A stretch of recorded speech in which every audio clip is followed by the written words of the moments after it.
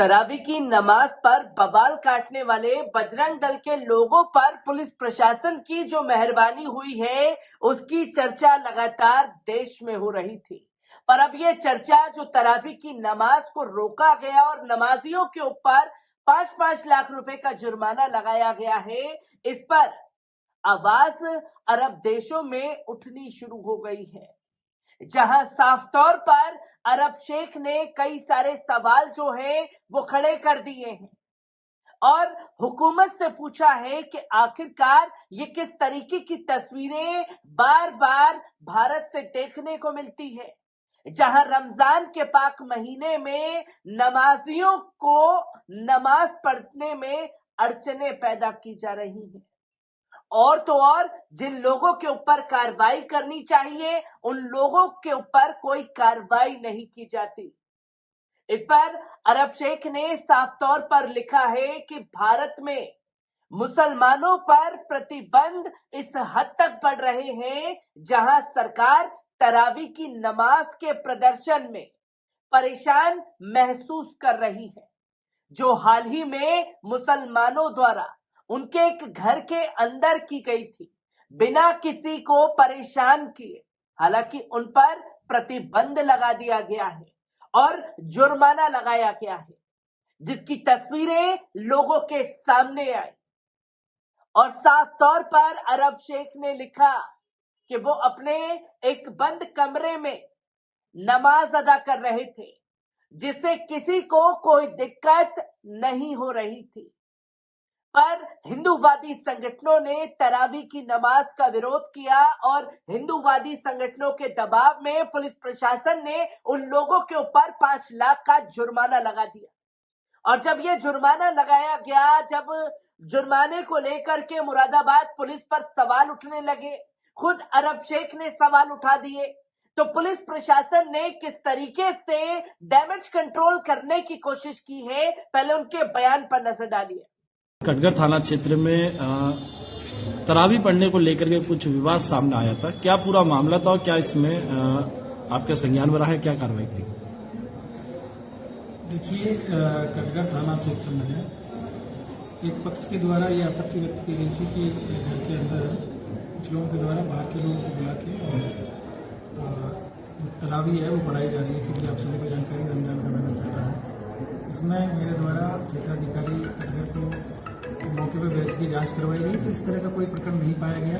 और उसके बाद में ये जानकारी मिली है कि जो घर है उसको लेके कोई डिस्प्यूट का मामला था, इसी को लेकर लोगों ने वहाँ पर कुछ इश्यू बनाया था।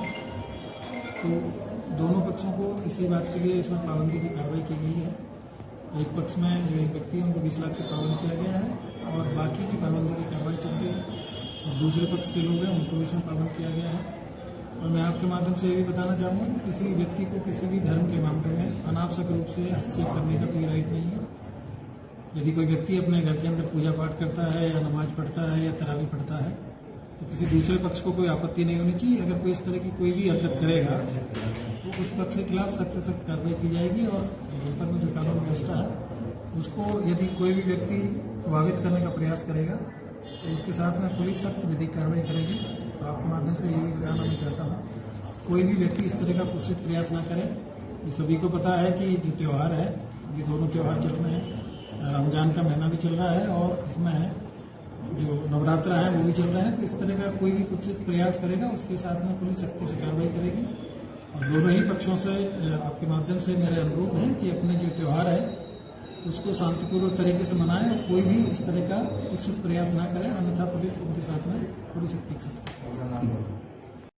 तो दोस्तों, आपने सुना पुलिस प्रशासन का बयान, जहां पुलिस अधिकारी ये कहते हुए दिखाई दिए कि ये मामला जो है ये खासतौर पर जमीन का मामला था। जमीन के मामले को लेकर के ही इतना बवाल मच गया। अब सीधा सवाल पुलिस प्रशासन से है कि जमीन मुसलमान की, जमीन पर नमाज पढ़ने वाला मुसलमान, तो बजरंग दलियों का क्या काम जो वहां जाकर के इन्होंने बवाल काटा और लोगों को उकसाया। जो लोग नमाज पढ़ रहे थे उनका विरोध किया गया, किस तरीके से बजरंग दल ने विरोध किया था और कैसे धमकी पुलिस प्रशासन को दी थी, पहले इस बयान पर नजर डालिए। क्या नाम है भैया आपका? रोहन सक्सेना, प्रदेश अध्यक्ष राष्ट्रीय बजरंग दल।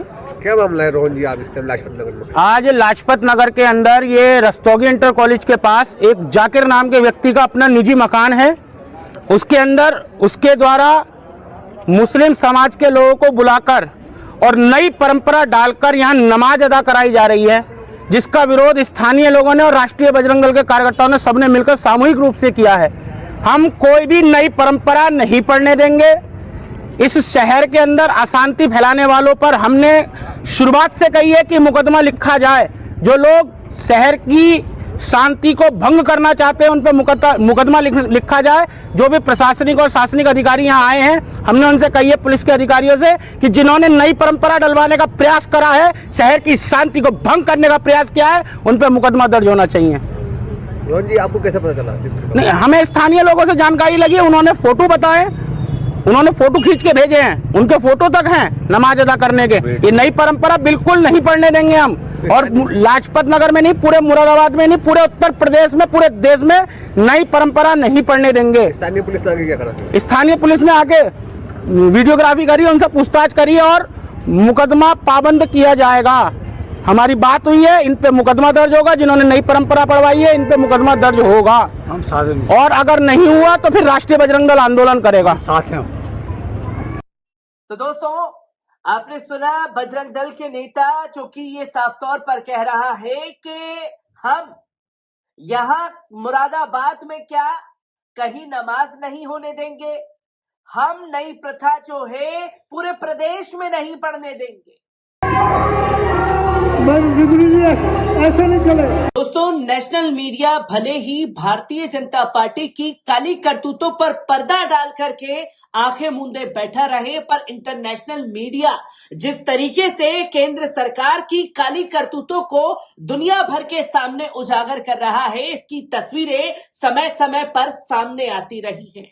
और इससे पहले मैंने दिखाया था कि राहुल गांधी की संसद सदस्यता जाने के बाद तमाम इंटरनेशनल मीडिया कैसे खुल करके केंद्र की मोदी सरकार के बारे में लिखते हुए दिखाई दे रहे हैं, जहां तमाम इंटरनेशनल रिपोर्ट ये दावा कर रही है कि कैसे अडानी को बचाने के लिए राहुल गांधी को संसद से निकाला गया है केंद्र की मोदी सरकार द्वारा, जहां संसद में इसको लेकर के बहस छिड़ी। और जब बात अल जजीरा की आई तो भारतीय जनता पार्टी के नेता अल जजीरा का नाम सुनते ही कैसे बौखलाए हैं, इसकी तस्वीर भी आपके सामने आ रही है कि जहां अल जजीरा लगातार भारतीय जनता पार्टी की काली करतूतों का पर्दाफाश दुनिया के सामने कर रहा है, तो वही हिंदूवादी संगठन किस तरीके से मुसलमानों के ऊपर हमले कर रहा है, इसको भी पूरी तरीके से तरजीह देता हुआ कतर का मीडिया अल जजीरा नजर आया है। और जब दिल्ली विधानसभा में खासतौर पर अल जजीरा का नाम लिया गया है, तो भारतीय जनता पार्टी के विधायक किस तरीके से बौखलाए हैं, इस वीडियो पर नजर डाल लीजिए। अध्यक्ष महोदय, प्लीज अध्यक्ष महोदय, फाइनेंशियल टाइम्स ने क्या लिखा, एक बहुत रेपुटेड अखबार है, उसे लिखा ही, मैं नाम नहीं ले रहा हूं क्योंकि आपने मुझे आदेश दे रखा है नाम नहीं लेना, the prime minister elected flew into the national capital from Gujarat in Adani's private jet। ये पूरी हेडलाइंस थी अखबारों की। और फाइनेंशियल टाइम्स अगर इतना लिख रहा है तो दुनिया को लगा कि अब ये आदमी है जो हिंदुस्तान पर परोक्ष रूप से ही सही, पर बिजनेस करना हो तो केवल इनसे करो, अगर फॉर्चून बनाना है तो इनको मिलो, इनसे मिलो, क्योंकि हिंदुस्तान की सरकार अब इनके कब्जे में है, इनके हाथ में है। और आज के दिन उनका जहाज कितना है पता है? जो कभी अडानी के प्राइवेट जेट में दिल्ली आए प्रधानमंत्री बनने को, आज 8,000 करोड़ के जहाज में सफर करते हैं। ये एक ऐसा सिंबल था जो उनके दोनों के कनकरेंट राइज टू पावर कर रहा था, दोनों की कनकरेंट राइज हो रही थी पावर में।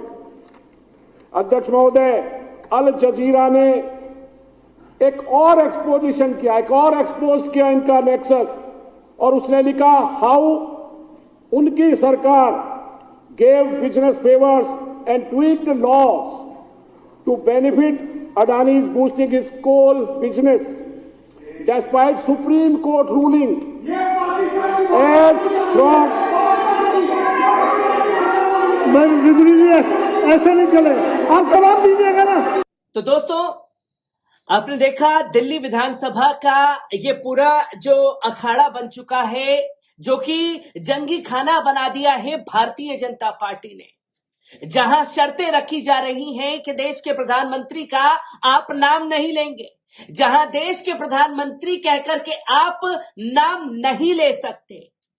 पर जब आम आदमी पार्टी के विधायक ने न्यूयॉर्क टाइम्स का जिक्र किया कि वो किस तरीके से वोकल होकर के केंद्र की मोदी सरकार के खिलाफ लिख रहा है, तो भारतीय जनता पार्टी के नेताओं को कोई ऐतराज नहीं हुआ।